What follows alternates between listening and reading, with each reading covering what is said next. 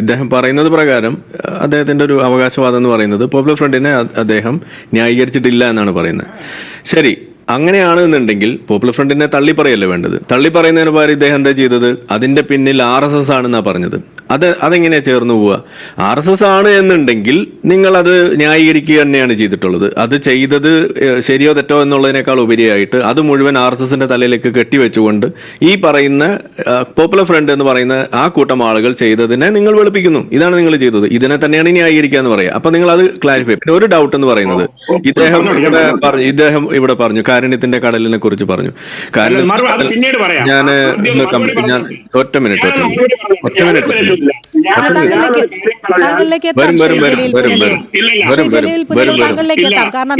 നിങ്ങൾ സംസാരിച്ചപ്പോ നമ്മൾ കേട്ടോണ്ടിരിക്കുകയല്ലായിരുന്നോ? ഇനി ഞാൻ പറയുമ്പോ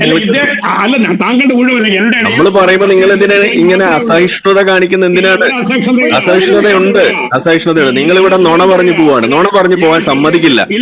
നുണ പറഞ്ഞു പോകാൻ നമ്മൾ അനുവദിക്കില്ല. ഓക്കെ, നിങ്ങൾ ഇവിടെ പറഞ്ഞു, അതായത് കാരുണ്യത്തിന്റെ കടലാണ്, ഇങ്ങനെയുള്ള സംഗതി ഒന്നും ഇസ്ലാമിൽ ഇല്ല എന്നാണ് പറഞ്ഞത്.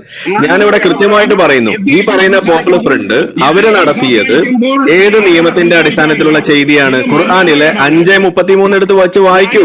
അള്ളാഹുവോടും അവന്റെ ദൂതനോടും പോരാടുകയും ഭൂമിയിൽ കുഴപ്പമുണ്ടാക്കാൻ ശ്രമിക്കുകയും ചെയ്യുന്നവർക്കുള്ള പ്രതിഫലം അവർ കൊന്നൊടുക്കപ്പെടുകയോ ക്രൂശിക്കപ്പെടുകയോ അവരുടെ കൈകളും കാലുകളും എതിർ വശങ്ങളിൽ നിന്നായി മുറിച്ചു കളയപ്പെടുകയോ നാട് കടത്തപ്പെടുകയോ ചെയ്യുക മാത്രമാകുന്നു. അത് അവർക്ക് ഇഹലോകത്തുള്ള അപമാനമാകുന്നു എന്ന് കൃത്യമായിട്ട് ഖുർആനിൽ എഴുതി വെക്കുകയും അതാണ് തങ്ങൾ നടപ്പിലാക്കുന്നത് എന്നും പറയുന്ന സംഗതിയെ നിങ്ങൾ എന്ത് അടിസ്ഥാനത്തിലാണ് ഇത് ഇസ്ലാമിലില്ല, അത് വേറെ എവിടുന്നോ പൊക്കിക്കൊണ്ട് വന്നാണെന്ന് പറയുന്നത്? ഇത് എവിടുത്തെ ന്യായമാണ്?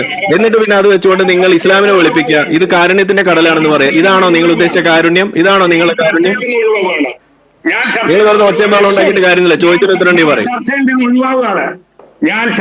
ഉത്തരം മുട്ടുമ്പോ കടന്ന് മെഴുകല്ലേ. നിങ്ങൾ ചോദിച്ചതിന് ഉത്തരം ഉണ്ടെങ്കിൽ പറയൂ.